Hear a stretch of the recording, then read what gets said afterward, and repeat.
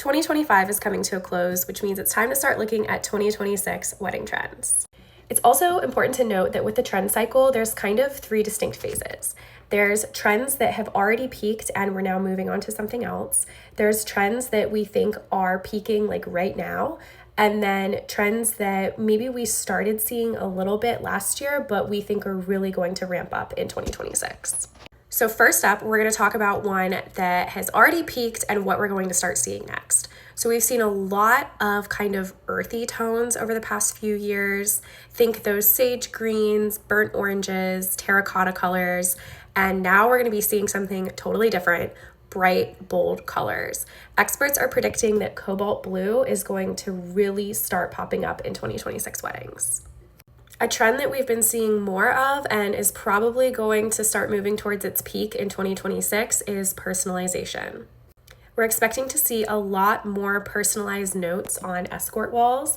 Escort walls are basically where your guest is going to go to figure out what table they're going to be seated at for a reception.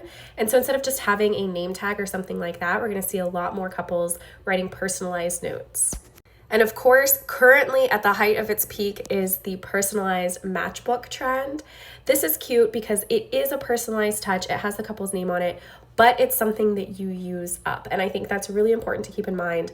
People don't really want your couple's name and your wedding date on like a mug or a glass or something they're going to have to keep forever. But a matchbook with disposable matches, that's something that's going to be used up. It's a really cute way to put a personalized touch on your day without creating clutter that people are going to have to keep around for a long time. Something that we started seeing a lot more of in 2025 was different styles of photography and videography at weddings. Film being a big one of them, with a lot of couples opting to have a secondary photographer or a second shooter at their wedding who shoots on film. This kind of creates this like dreamy vintage look to the photos, and it's something a little different than the ultra polished Pinterest ready things that we've seen before.